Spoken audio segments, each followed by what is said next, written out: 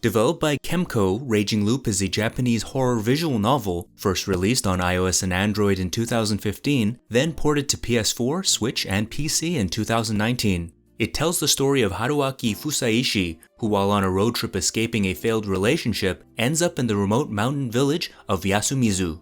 After a thick mist falls on the village, he must participate in a deadly game of werewolf with the other residents.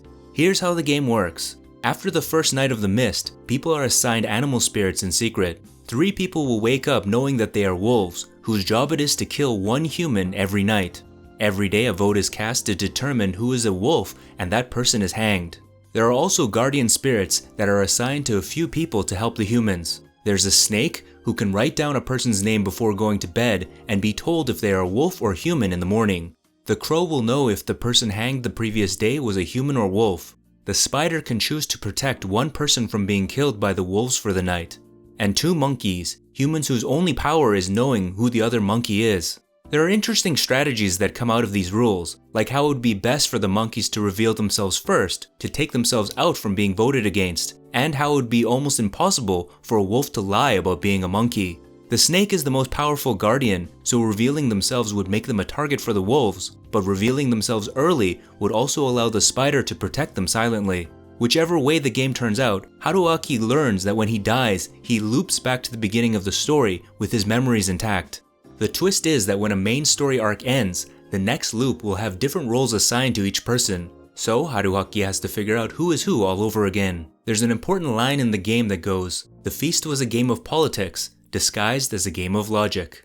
As much as Haruaki learns about the game with each loop, people can't be trusted to follow logic. While you might think someone will vote one way, that person could be completely irrational or be swayed by emotion, totally throwing off your strategy. Personally, I think I'd be terrible if this game were real because I'm the worst at lying.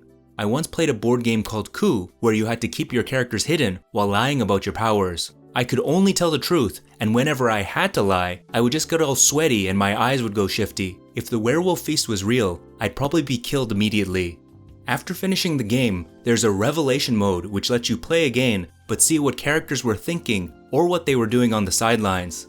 With the main game and going through revelation mode and 5 epilogue stories, it will take you about 40 hours to read everything. With the average reading speed of most adults being 2 minutes a page, that's like reading a 1200 page book. You are definitely getting your value out of this if you stick with it to the end. Which I did and got all the endings because I'm pro. If I had any issues with the game, it would be that I wish there was more artwork. Understanding the mobile budget origins of this game, I know they couldn't have a drawing for everything that's happening, but sometimes there's something really important or action-packed going on and it'll just have text with nothing else on screen. Story-wise, the resolution is a bit messy. With you trying to figure out what's really going on in the village, it turns out there's no one clear answer. It's just a lot of different things overlapping. Also, because the game is set in Japan with Japanese names, everyone's name is weird. I had to write down everyone's name next to a description of them in a notebook and refer back to it constantly because I didn't know who the hell they were talking about when names came up in a conversation. Also, as you end up jumping around in different timelines, it would be nice if it told you who was which animal in that given timeline. I think this could have been solved with an extra menu screen that had pictures of everyone with their names along with their assignments for that story arc. One great thing about the game is that this is one of the very few visual novels for PC that I've played that actually has controller support. So instead of having to read like this, you can read it like this.